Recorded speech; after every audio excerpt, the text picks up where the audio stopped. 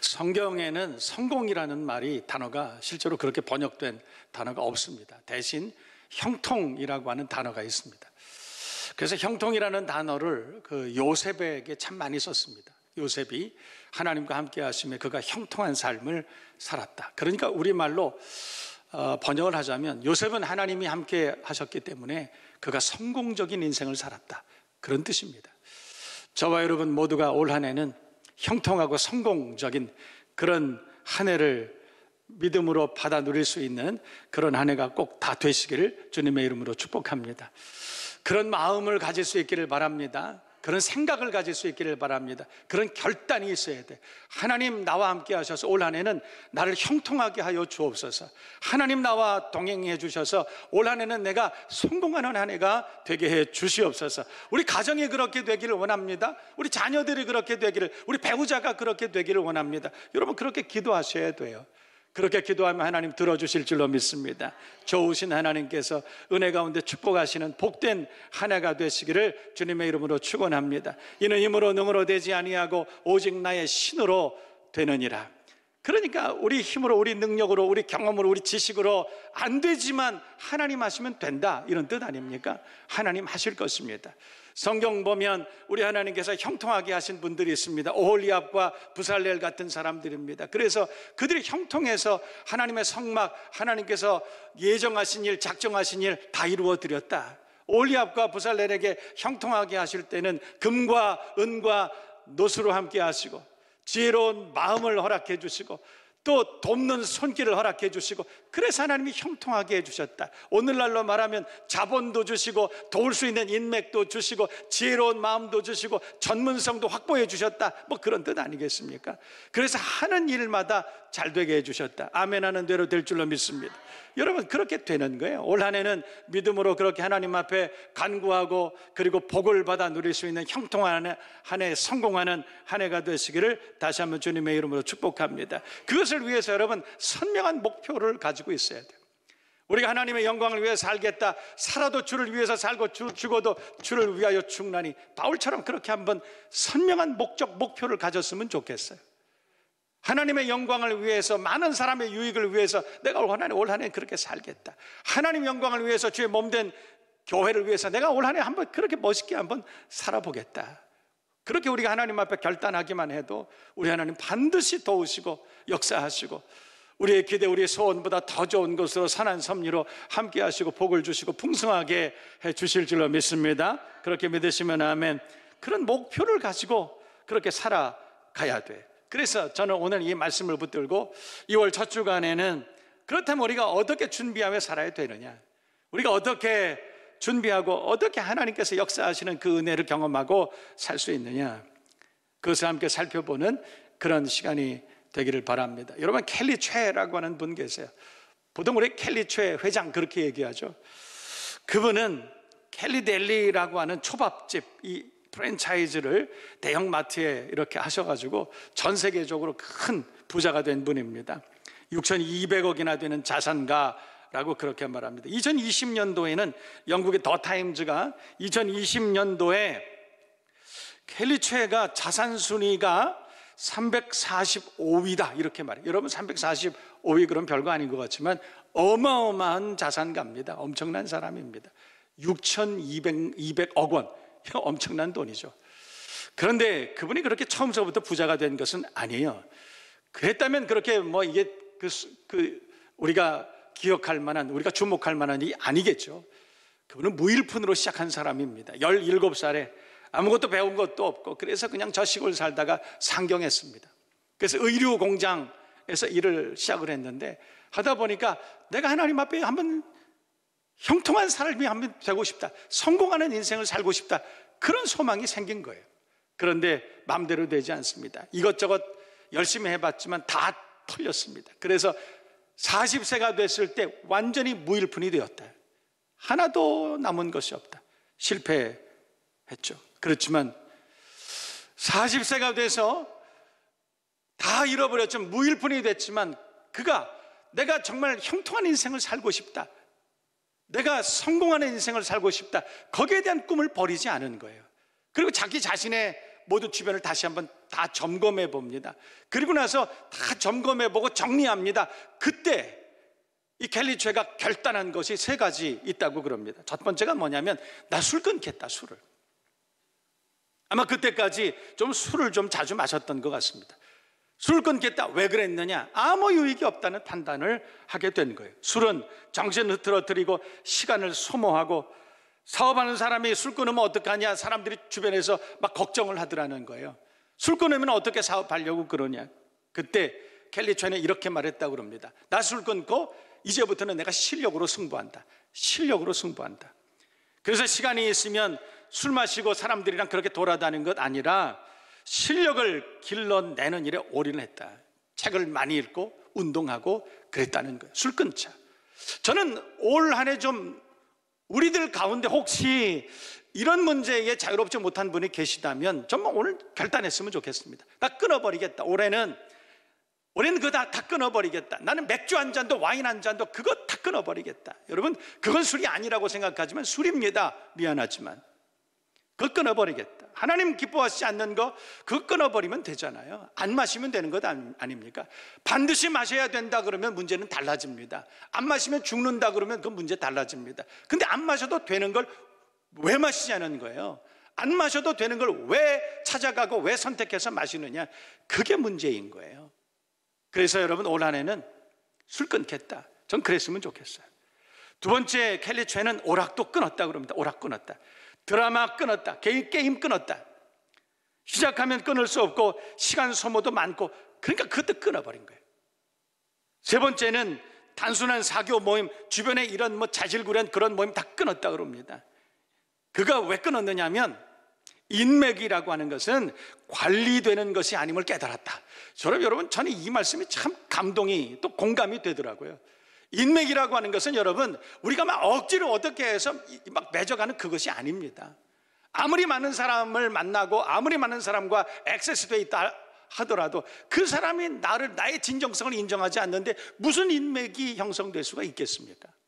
그래서 인맥은 그렇게 만들어지는 것이 아니다. 이걸 깨달았기 때문에 단순한 사교 모임, 무슨 동호회, 자질구레하게 그 나가는 거 전부 끊어버렸다.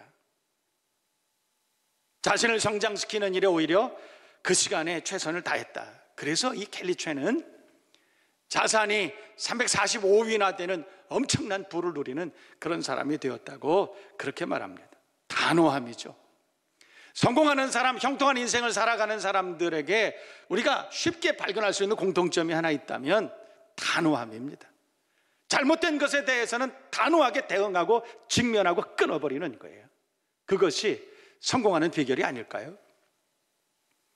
여러분, 신라시대의 화랑 김유신에 대한 이야기 잘 알고 있죠. 김유신 어렸을 때부터 화랑, 지금으로 말하면 수재, 천재, 그래서 어렸을 때부터 탁월한 사람으로 구별돼서 그렇게 교육받던 사람입니다. 특별한 학교를 다녔다는 것이죠.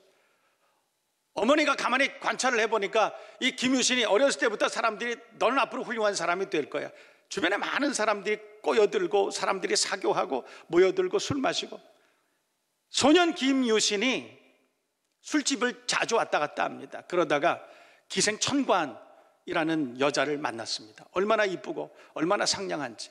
그래서 그 집을 화랑이, 한 나라를 앞으로 책임져야 될 소년이 그 기생의 집을 계속 출입하는 거예요. 말이 그것을 닮았다. 이 김유신을 태우고 기생의 집을 갑니다. 어느 날 어머니가 김유신을 불렀습니다. 네가 화랑인데 앞으로 이 신라라는 나라를 짊어지고 나가야 되는 지도자가 될 사람인데 어떻게 기생의 집을 그렇게 네가 출입할 수 있느냐. 알겠습니다 어머니, 끊어버리겠습니다. 그리고 술집을 가지 않았습니다. 근데 어느 날 일과를 다 마치고 말을 타고 집으로 오는 도중에 마상에서 졸았습니다. 졸았더니 말이 관성을 쫓아서 기생천관의 집으로 갔습니다. 어느 날 정신을 차려보니까 말이 자기를 기생천관의 집 앞에 세워놓은 거예요. 그때 김유신이 말에서 내려서 말의 목을 쳤습니다. 유명한 일화죠. 그래서 김유신 아닐까요? 80세가 넘도록 5명의 왕을 섬기면서 한 나라를 끝까지 잘 섬긴 그 김유신의 그 신화 같은 이야기 그럴만하지 않습니까? 결단의 사람입니다. 성공하고 형통한 인생을 살아가는 대부분의 사람들을 가만히 보면 그 공통점은 단호함에 있습니다. 이것이 아니라고 생각되면 단호하게 거절하는 것입니다. 그래서 그런 말이 있지 않습니까? 너는 거절도 하지 못하니? 잘못된 것이라고 여겨진다면, 이것이 불신앙이라고 여겨진다면, 그것이 불순종이라고 여겨진다면 단호하게 끊을 수 있는 그 결단이 있어야 하나님 도우시지 않겠습니까? 올 한 해 형통하고 성공하는 한 해가 되기를 기대한다면 우리 하나님 앞에 그렇게 인정받을 수 있는, 잘못된 것이라면 끊어버릴 수 있는 용기 있는 믿음의 사람들이 다 되시기를 주님의 이름으로 축복합니다. 성경 안에도 그런 분 계시지 않습니까? 믿음의 사람이라고 우리가 생각하는 아브라함이 있습니다. 하나님께서 아들 이삭을 통해서 하나님의 나라 유업으로 주시겠다, 땅과 또 권세와 은혜와 모든 형통한 복을 주시겠다. 그런데 그 믿지 않았어요. 그래서 결국은 후처를 드렸습니다. 그두라를 통해서 아들 6이나 낳습니다. 연세가 많은 아브라함이 노년에 얻은 아들을 얼마나 사랑스러웠겠습니까? 그런데 하나님께서 어느 날 그 소생들, 그두라의 소생은 약속의 자녀가 아니라고 말씀하셨어요. 그때 그 말씀을 듣고 단호하게 결심합니다. 여러분, 실수할 수 있습니다. 우리가 무지해서 실수할 수 있고 실패할 수도 있습니다. 그러나 깨닫는 그 순간에 단호하게 결단하는 그 모습, 그것을 하나님이 기억하시는 것 아닐까요? 아브라함은 그래서 그 6 아들을 사랑했지만 동국으로 보내버립니다. 아까웠지만, 아쉬웠지만 끊어버립니다. 그렇게 하나님 앞에 결단하는 그 모습을 하나님 기억하시고 아브라함에게 복을 주시고 약속을 이루셨다. 이것이 성경 이야기예요. 저와 여러분 모두가 이 말씀을 잘 기억하고 올 한 해 형통한 복, 또 성공하는 한 해가 되기를 기대하신다면, 여러분 마찬가지로 여러분 자녀도 마찬가지, 배우자도 가정도 우리가 그런 인생, 그런 한 해가 되기를 기대하신다면 단호하게 오늘 이 시간 말씀을 듣고 정리하고 끊어버리고 새로워지는 그 마음과 생각을 새롭게 결단하는 그런 오늘 이 시간이 되기를 주님의 이름으로 축원합니다. 축복합니다. 오늘 성경 본문 말씀을 보면 주인공이 히스기야라고 하는 왕입니다. 25살에 왕이 돼서 53살에 하나님의 부르심을 따라서 은혜 가운데 행복한 인생을 마쳤던, 노년에 약간의 실수는 있었지만 그러나 그의 인생 평생에 다윗 다음으로 참 훌륭한 왕이었다. 이스라엘과 유다 가운데 가장 칭송을 받았던 그 왕 중에 하나가 히스기야라고 하는 왕입니다. 히스기야 왕이, 아버지는 아하스라고 하는 왕이었습니다. 하나님을 잘 알지 못하고 그리고 하나님 앞에 엄청나게 비난을 받았던, 허물이 많았던 왕입니다. 그런데 어머니가 있었습니다. 아비야라고 하는 엄마, 하나님을 잘 섬기는 믿음의 왕비였습니다. 어떻게 보면 히스기야는 엄마의 영향을 많이 받은 그런 왕이 아니었을까. 히스기야가 하나님 앞에 그렇게 멋지게 믿음으로 살 수 있었던 그 비결은 그 어머니의 역할이었습니다. 그 어머니가 순전한 믿음을 전승시켜 주신 거예요. 이 시대도 마찬가지가 아닐까요? 부모님을 통해서 우리가 신앙을 전승받습니다. 참 귀한 것입니다. 특별히 부모님들은 자녀들에게 믿음을 잘 전승해 줄 수 있는, 믿음이 만복의 근원임을, 만복의 시작임을 가르쳐 줄 수 있는 지혜로운 부모가 다 되시기를 주님의 이름으로 축복합니다. 어머니 아비야 때문에 히스기야는 어렸을 때부터 믿음을 잘 배우고 그렇게 살아왔을 것입니다. 그런데 28살쯤 되었을 때, 그러니까 25살에 왕이 돼서 28살쯤 되었을 때, 그때 히스기야가 청천벽력 같은 소리를 듣습니다. 당시에 선지자가 이사야라고 하는 선지자였습니다. 어느 날 선지자가 이사야를 찾아와서 오늘 본문 1절 말씀 이렇게 말씀했던 거예요. 그때 히스기야가 병들어 죽게 되니 아모스의 아들 선지자 이사야가 나아가 그에게 이르되 여호와께서 이같이 말씀하시기를 내 집에 유언하라. 내가 죽고 살지 못하리라 하셨나이다.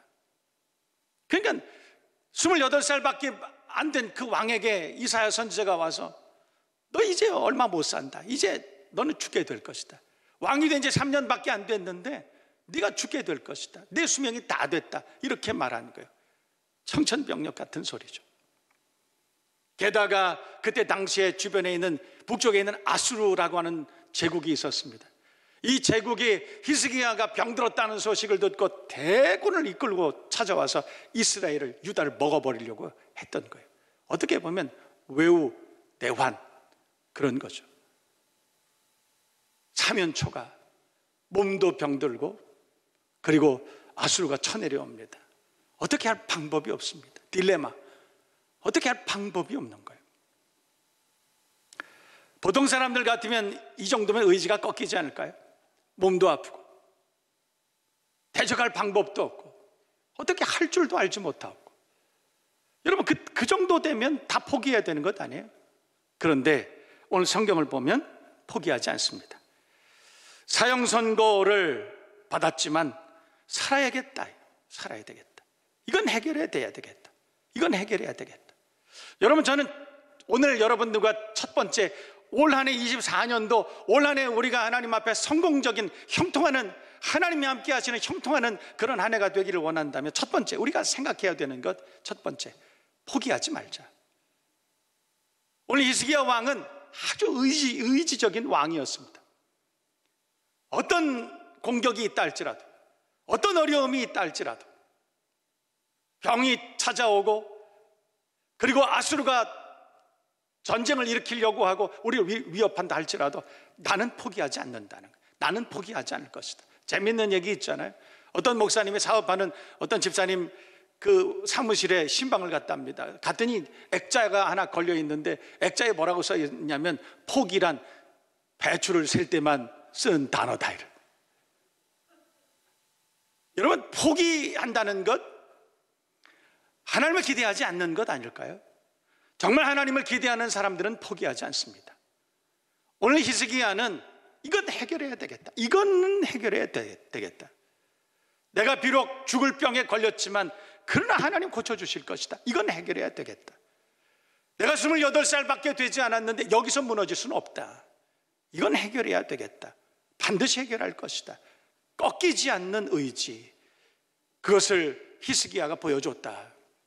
여러분 올 한 해 우리가 형통한 성공적인 한 해가 되기를 기대하신다면 꺾이지 않는 의지, 하나님 앞에 믿음으로 새롭게 마음을 새롭게 하고 생각을 새롭게 하고 결단할 수 있는 그런 한 해가 되시기를 주님의 이름으로 축복합니다. 구약의 모세도 마찬가지잖아요. 출애굽을 합니다. 도망갑니다. 250만 명이나 되는 엄청나게 많은, 그 머릿수를 셀 수도 없는 가마득하게 많은 백성들을 데리고 모세가 도망갑니다. 뒤에는 이집트의 군대가 쫓아옵니다. 앞에는 홍해가 가로막혀 있습니다. 진퇴양난. 250만 수많은 그 백성들이 전부 큰일 났다, 큰일 났다 웁니다. 온 백성들이 다 울고 있습니다. 절망하고 있습니다. 큰일 났다, 이제는 우리 다 죽었다. 근데 모세만은 아니야, 다 죽은 것이 아니야, 희망이 있어. 절대 여기서 우리는 물러날 수 없어. 여기서 우리는 무릎을 꿇을 수 없어. 의지가 있지 않습니까? 절대 포기하지 않는, 이제부터 하나님이 일하실 거야. 만약에 우리가 최선을 다했는데도 이 문제가 해결되지 않는다면 하나님이 하실 것 아닙니까? 말기암입니다. 의사들이 포기했습니다. 진퇴양난. 이제는 할 수 있는, 의과학적으로 할 수 있는 방법이 전혀 없습니다. 이제부터 하나님 하시지 않습니까? 부도가 났습니다. 이걸 구원해 줄 방법이 없습니다. 인간적으로 할 수 있는 방법이 이제 전혀 없다는 거예요. 그러면 하나님 하시지 않습니까? 이때부터 하나님이 일하시지 않을까요? 이게 믿음의 사람들이 가지는 형통의 비결인 줄로 믿습니다. 우리는 기도할 수 있잖아요. 하나님 우리를 도와주시잖아요. 하나님 우리를 한 번만 도와주시면 해결할 수 있지 않습니까? 한 번만 도와주시면 이길 수 있지 않습니까? 그 믿음으로 올 한 해는 기도의 자리로 나오고 예배의 자리로 나올 수 있는, 그리고 하나님 앞에 간구할 수 있는 저와 여러분 모두가 되어야 할 줄로 믿습니다. 절대 절망은 희망을 낳는다는 말 있지 않습니까? 여러분 절대 절망이라는 건 뭐예요? 절박한 절망이라고 하는 것은 뭡니까? 환경에 절망하는 것이 아니에요. 우리의 무능, 우리의 무지에 대하여 절망하는 것입니다. 진짜 절망이라고 하는 것은 돈 없어서 절망하는 것이 아니에요. 병들었기 때문에 희망을 끊어지는 것이 아닙니다, 여러분. 진짜 절망이라고 하는 것은 순수한 절망, 절박한 절망이라고 하는 것은 내가 힘이 없구나, 내 힘으로 할 수 있는 것이 아무것도 없구나, 나는 하나님 앞에 얼마나 죄인인가, 이게 진짜 절망인 거예요. 그래서 절박한 절망, 진짜 절망을 하는 사람, 자기의 무지와 무능에 대해서 철저하게 절망하는 사람, 그때 희망의 하나님을 바라보는 것입니다. 올 한 해 우리가 그렇게 시작할 수만 있다면 하나님 반드시 돌봐주실 것입니다. 이기게 해주실 것입니다. 오늘 히스기야는 절망을 맛봅니다. 자신의 무지, 자신의 무능, 왕이었습니다. 모든 것을 다 할 수 있는 왕이었지만 그 질병 앞에 아무것도 할 수 없는 자신을 발견합니다. 그때 하나님 앞에 기도하게 되죠. 기도를 시작했습니다. 여러분, 기도가 전략입니다. 기도가 방법입니다. 기도가 전략입니다. 기도가 만사입니다. 올 한 해 기도하시겠습니까? 기도 한번 해보시겠습니까? 포기하지 말고 한번 기도해 보십시다. 들어주실 것이다 확신하고 기도하고 올 한 해는 반드시 응답받는 저와 여러분 모두가 되어야 할 줄로 믿습니다. 여러분, 그렇다면 마지막으로 생각해 봐요. 그러면 하나님은 어떤 사람이든지 이렇게 기도하면 다 들어주실까요? 세상에 악한 사람의 기도라도 다 들어주실까요? 욕심 가지고 탐욕스럽게 기도해도 다 들어주실까요? 그건 모르겠습니다. 그런데 오늘 이 말씀은 우리가 꼭 기억해야 됩니다. 3절 말씀 볼까요? 3절 보면 히스기야가 이렇게 말했습니다. 이르되 여호와여 구하오니 내가 주 앞에서 진실과 전심으로 행하며 주의 목전에서 선하게 행한 것을 기억하옵소서. 그 말이 무엇입니까? 하나님이 히스기야의 기도를 들어주셨던 이유가 뭐였어요? 히스기야는 이전에 하나님 앞에 복을 받을 만한 사람이었기 때문이다. 여러분, 우리가 하나님 앞에 기도합니다. 그러나 이 시간에 우리가 돌아봐야 될 것이 있습니다. 우리 자신이 정말 하나님 앞에 복을 받을 만한 사람인가라고 하는 것입니다. 히스기야는 전에 우상의 제단을 다 허물고 그리고 하나님 앞에 새롭게 제단을 쌓아서 예배드렸던 사람입니다. 저 성 밖에 물을 끌어다가 그래서 성막에서 하나님 앞에 예배하고 그리고 그 예배하는 제사장들을 돕기 위해서 물을 끌어다가 그래서 그 제사장들을 돕던 왕이었습니다. 하나님이 그것을 기억하신 것입니다. 그의 헌신과 그의 수고와 눈물의 기도를 기억하신 것입니다. 그래서 도우셨습니다. 오늘 이 말씀을 잘 기억하십시다. 어떤 어려움이 있어도 포기하지 말고 들어주실 것이다. 기도하는 한 해가 되기를 주님의 이름으로 축복합니다. 뿐만 아니라 하나님 앞에 복을 받을 만한, 하나님이 인정하실 만한 믿음의 사람 다 되시기를, 그래서 올 한 해는 형통하고 성공하는 한 해가 되시기를 주님의 이름으로 축원합니다. 축복합니다.